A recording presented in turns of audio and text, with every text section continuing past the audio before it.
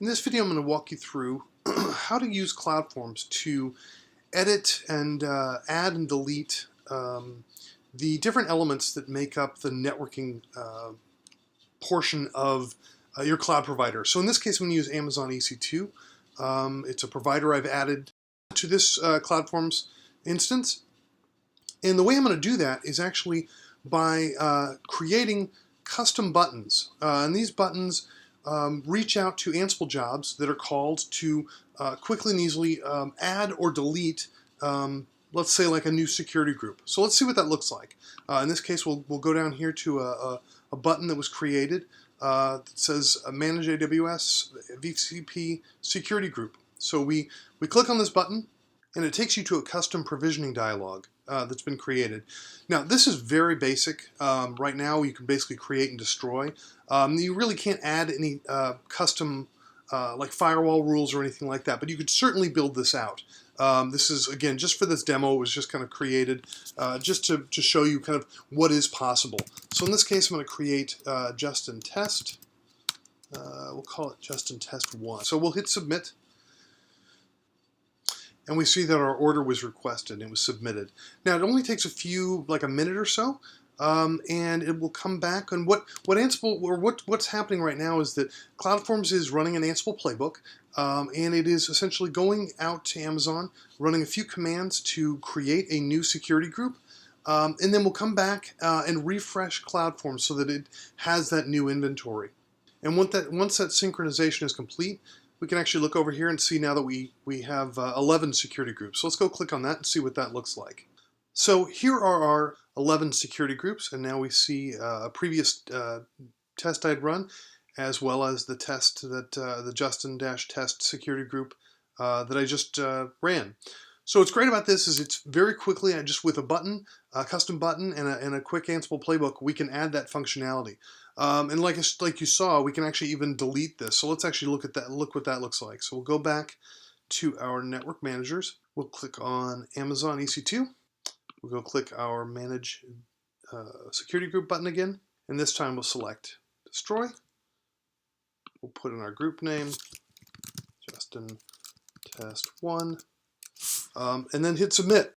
Now you could, like I said before, you could have this as a dynamic drop-down list where it pulled in all of the security groups you saw, 11 of those, and you could just select from there. Again, you'd probably want to put in some fields in here that would be your firewall rules and the specific things. But again, it's very simple to do that. With the Ansible playbooks and the custom dialogues, you can do that in very little time. So let's go ahead and submit, and we should see the order request has been submitted. And again, all you do is just refresh, and it should come up with the service being refreshed, and we should see 10 security groups left. And once it's finally refreshed, we see that there are 10 security groups there. We'll go in there and we'll see that Justin-Test 1 has been deleted. And what's great about this is that this kind of gives you an example of how flexible CloudForms is, right? We really can create any type of button we want, any type of drop-down, any type of service dialog, and because we have access to all of the information that's coming in and all of the elements that make up our cloud providers and our virtual infrastructure, we're able to create actions and events that can do pretty powerful things. So here we see that my Justin-Test 1 security group has been deleted, and we've been able to successfully create and delete security groups inside of AWS. So let's take a look inside of CloudForms to see how we set something like this up. To do that, we'd go into Automate Customization. And inside there, we've got a bunch of drop-down accordions here.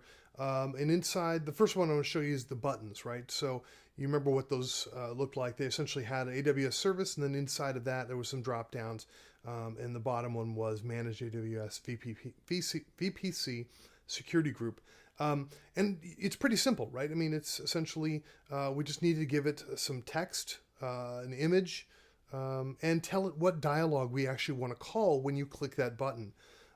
We also give it a bit of information about the object itself, right? We're requesting something. We want to send a create command, and we want to fire off an Ansible Tower job. Down here, we tell Tower when we call it manage AWS VPC security group, and we were showing this to all. And so, like I mentioned before, we are using Ansible in this example, but you could really use Puppet, you could use Chef, you could kind of use any configuration management script. That can all be incorporated inside of CloudForms, which is kind of yet another good example of how easily it extends beyond itself to do much greater things. So once we have the buttons and we were calling that specific dialog, we just go up to that service dialog, and in here we should see manage AWS VPC security group dialog. And inside here, it's pretty simple. We just gave it an action.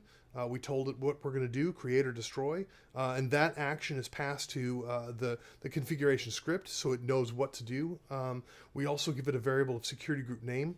And that's how it knows, what to name it when it gets when it runs the configuration script. And there's some more variables inside of here that CloudForms that we define inside this dialog. We can see those if we edit it. And it's just things like that action item, the security group name, the VPC ID, which we basically need to tell the configuration script what VPC we want to connect to, as well as the provider ID. And then we've got a little variable in here to tell it to refresh CloudForms once this script is run. So that's pretty much it. I mean, there really is. You just have the buttons, you have the provisioning dialog, and then you have whatever configuration engine in the back that you want to call.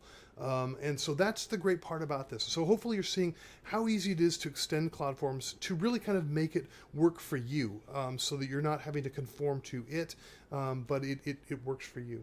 So hopefully that was helpful and informative.